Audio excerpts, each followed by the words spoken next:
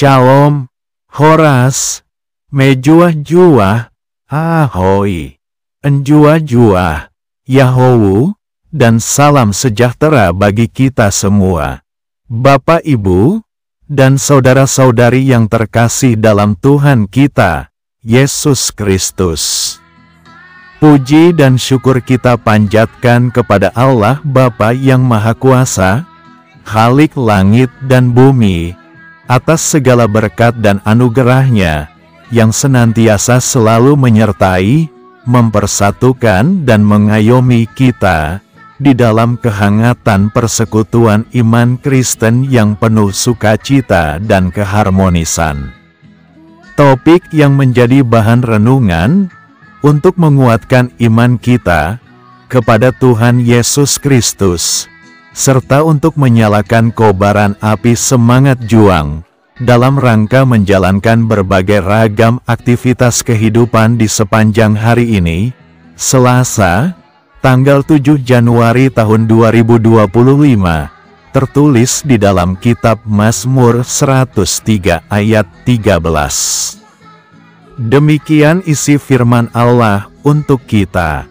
Sohngon asini ama tu aka anakna, asini rohani Jahoba di akana mangkah biari ibana. Seperti Bapa sayang kepada anak-anaknya, demikian Tuhan sayang kepada orang-orang yang takut akan Dia. Bapak, Ibu, dan saudara-saudariku para sahabat kantor hukum dan pengacara Hasudungan Silen dimanapun berada. Ada ungkapan dan pepatah yang mengatakan, tidak ada harimau yang akan memakan anaknya sendiri. Ungkapan itu sedikit banyaknya hendak memberikan gambaran sederhana, bahwasanya setiap orang tua tidak akan pernah dengan sengaja menjerumuskan anak-anaknya ke dalam kesengsaraan dan penderitaan.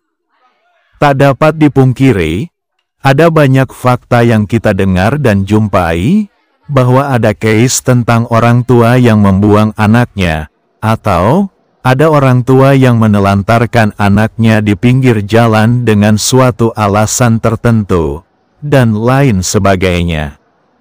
Namun semua orang pasti setuju, bahwa orang tua sudah seharusnya mengasihi dan merawat anak-anaknya. Terlepas dari ragam pemikiran dan respon kita ketika memikirkan tentang sosok dan eksistensi ayah duniawi. Benar, jelas serta tegas, Alkitab mencatat, bahwa umat Tuhan yang hidup khususnya pada masa Perjanjian Lama, atas adanya hubungan kekeluargaan antara orang tua atau ayah dengan anak ini, adalah memiliki makna yang sangat kuat dan kental. Karena sangat kuat dan kentalnya hubungan tersebut, dengan bantuan Roh Kudus, Nabi Daud menyampaikan kedalaman belas kasihan Tuhan, yakni dengan memberikan contoh tentang seorang ayah yang baik, sebagaimana yang menjadi nats renungan kita pada hari ini, yakni yang tertulis dalam Mazmur 103 ayat 13. Fakta yang tidak dapat dikesampingkan, bahwa tidak banyak yang bisa menandingi kasih sayang orang tua kepada anak-anaknya. Namun, tetap saja, hal itu hanyalah secuil bayangan dari kasih Tuhan yang besar bagi kita para umat-Nya. Bapa surgawi kita adalah sosok yang lebih luar biasa dan dahsyat menolong, membimbing dan menyelamatkan kita dari kungkungan dosa, daripada yang dapat kita pahami dari seorang ayah duniawi kepada para anak-anaknya. Dasar utama dari itu semua adalah kasih. Sebagaimana pemazmur bersyair tentang kasih yang tiada tarah, yang diperlihatkan dan diaplikasikan Allah kepada para umat dan ciptaannya. Bahwa Ia, Allah Bapa kita berkenan mengampuni, menemukan kembali yang hilang, serta mencari mereka yang tersesat. Mengingat dan memahami, bahwa Allah itu kudus dan manusia itu berdosa, rasanya terlalu sulit untuk memahami, bahwa Allah berkenan menerima, mengampuni dan menyelamatkan, apalagi menebus dosa-dosa kita dengan nyawa dan kucuran darah-Nya yang kudus. Penerimaan yang total telah Allah lakukan dengan karya besar-Nya, berupa karya penebusan dosa manusia dalam Yesus Kristus. Bapak, Ibu, dan saudara-saudariku para sahabat kantor hukum dan pengacara Hasudungan Silen yang dikasihi Tuhan Yesus Kristus. Bila kita cermati isi Alkitab, utamanya kitab Mazmur, maka secara terang benderang dapat digambarkan, ada 4 kasih Allah Bapa, yaitu: yang pertama, bahwa kasih Allah itu adalah proaktif. Dia, Allah Bapa kita, selalu berbuat sesuatu untuk menolong. Dia juga proaktif menyelamatkan dan menebus manusia dari dosa-dosa. Yang kedua, kasih Allah senantiasa membangun relasi. Allah selalu menghendaki adanya relasi personal dengan manusia. Bila kita mencermati isi Alkitab, maka tampak jelas dipenuhi dengan cerita tentang Allah yang berinisiatif untuk membangun hubungan dengan kita para umat-Nya. Dia bukan Allah yang diam. Dia Allah, kita adalah Allah yang berkarya di sepanjang keberadaan ruang dan waktu manusia. Yang ketiga, bahwa kasih Allah itu tanpa syarat dan ketentuan. Kasih Allah yang telah diperlihatkan kepada umat manusia tidak pernah berpamrih. Ia, Tuhan kita, mengasihi manusia seutuhnya dan apa adanya tanpa syarat.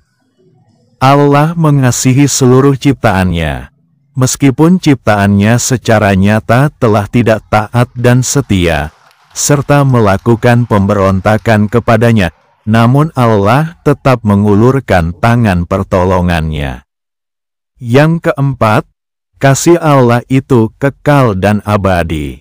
Pemaknaan dan pemahaman kasih Allah itu kekal dan abadi, bukan hanya tidak terbatas, namun juga mengatasi ruang dan waktu yang terbatas bagi kita.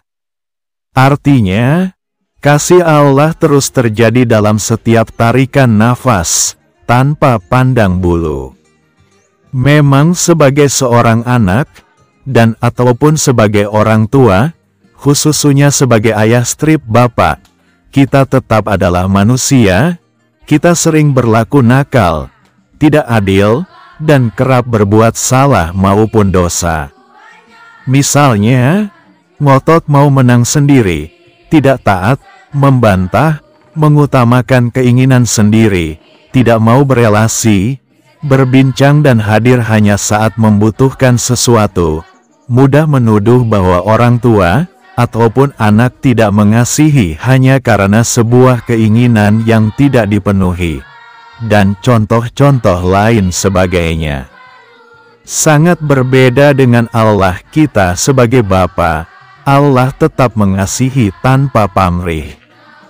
Dia, Allah Bapa kita, ada orang tua yang sempurna, yang tetap memberi anaknya makanan rohani dan jasmani, meskipun kita selaku anak telah melukai hatinya Allah. Dia, Allah Bapa kita selaku orang tua yang sempurna, berusaha memberikan yang terbaik, meskipun kita para anak dan umatnya sering tidak paham maksud dan tujuan Allah dalam hidup kita.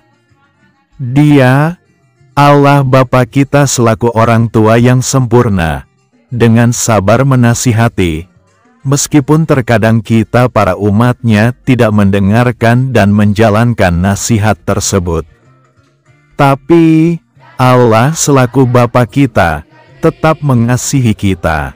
Dalam konteks menjalani kehidupan tahun 2025 yang penuh dengan ketidakpastian, dan ataupun dalam menghadapi lika-liku pergumulan hidup yang beragam, yakinlah bahwa Allah selalu hadir untuk menolong kita para anak-anaknya.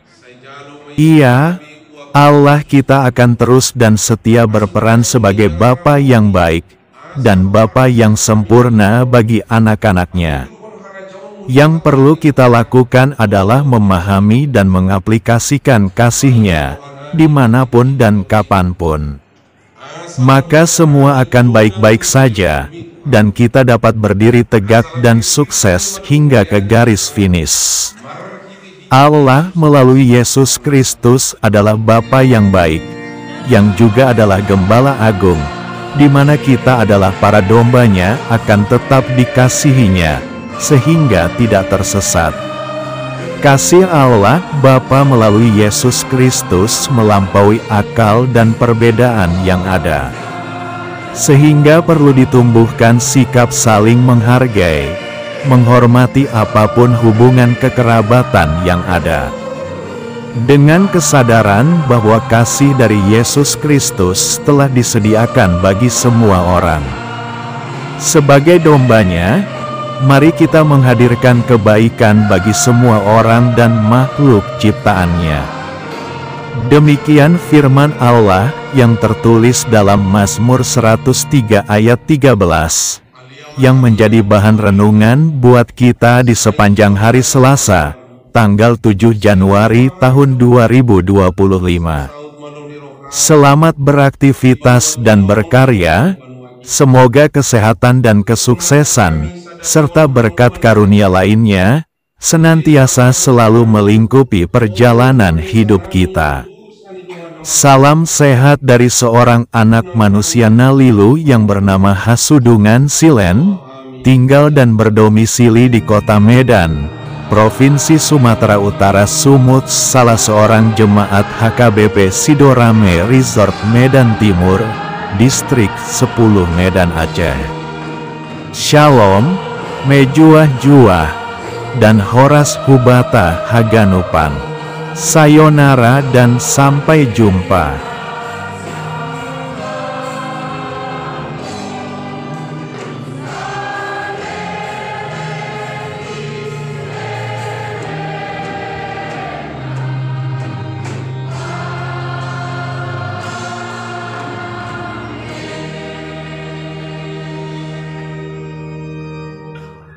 Di pasu-pasu jala diramoti Tuhan di Batama.